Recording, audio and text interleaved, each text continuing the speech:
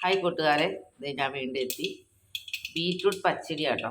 അപ്പോൾ അത് ഉണ്ടാക്കണ വിധം എങ്ങനെയാണെന്ന് വെച്ചാൽ, ആദ്യം വെളിച്ചെണ്ണ ഒഴിക്കുക, കടുക് പൊട്ടിക്കുക, ഈ ചുമന്ന മുളകും കരിയാപ്പിലയും ഇട്ട് നന്നായിട്ടൊന്ന് മൂപ്പിക്കുക.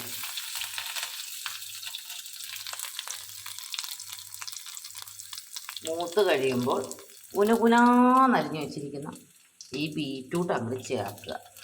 ബീറ്റ്റൂട്ട് ചേർത്ത് ബീറ്റ്റൂട്ട് വെളിച്ചെണ്ണയിൽ കിടന്ന് എണ്ണ നന്നായിട്ട് വേവണം.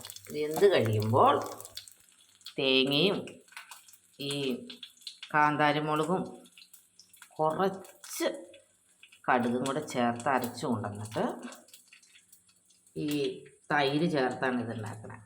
ഇന്നലെ എനിക്കൊരു അബദ്ധം പറ്റി. ഇന്നലെ ഞാൻ യൂട്യൂബ് നോക്കിയപ്പോൾ അതിനകത്ത് ഇഞ്ചിയും കൂടെ അരച്ച് ചേർത്തായിരുന്നു ഉണ്ടാക്കേണ്ടത്. അപ്പോൾ അങ്ങനെ നോക്കിയപ്പോൾ ഇത് ഇഞ്ചി ചേർത്തരയ്ക്കുമ്പോൾ അതിൻ്റെ ടേസ്റ്റ് മാറിപ്പോയി. പണ്ട് ഞാൻ ഉണ്ടാക്കിയത് ഇങ്ങനെയായിരുന്നു.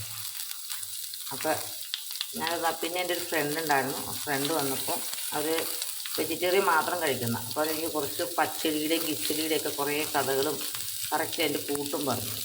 അപ്പം അങ്ങനെ ഇതൊന്ന് വേവട്ടെ കേട്ടോ. വേവുമ്പോഴത്തേക്ക് ഞാനിത് അരച്ചുകൊണ്ട് വരാം.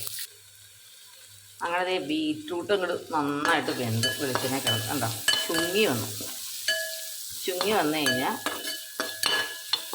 ഇതിട്ടാണ് നമ്മൾ അരപ്പ്. ഇതുണ്ടോ, നന്നായിട്ട് അരച്ചുകൊണ്ട് കടുക്, കാന്താരിമുളകും പച്ചമുളകും അരയ്ക്കാം, കാന്താരിമുളകും തേങ്ങയും ചേർത്ത് അരച്ച് ഇനി തീ ഓഫ് ചെയ്യണം കേട്ടോ. തീ ഓഫ് ചെയ്തതിന് ശേഷം മാത്രമേ തൈര് ഉടച്ചത് ചേർക്കാവുള്ളൂ.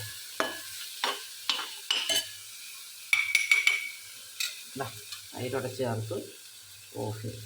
ഇത്രേ ഉള്ളൂ സംഭവം. ഇതിന് അവരിന്നലെ അതിനകത്ത് ഇഞ്ചിയൊക്കെ അരച്ച് ചേർത്ത് ഇതൊരു തൊടുകറിയാണ്. ആകെ കുളമായിപ്പോയി. കുളമായാലൊരു ഇഞ്ചിത്തൈരിൻ്റെ ഒരു ടേസ്റ്റ് വന്നു.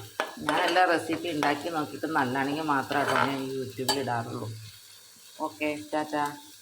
ഇച്ചിരി കഴിയുമ്പോഴത്തേക്ക് ഇതിൻ്റെ കളറ് നന്നായിട്ട് ഇങ്ങനെ ബീറ്റ്റൂട്ടിൻ്റെ കളർ കയറി ഇങ്ങനെ വരും. കുറച്ച് സമയം കഴിയണം. ഓക്കെ, ടാറ്റാ. അപ്പോൾ നാളെ കാണുമ്പോൾ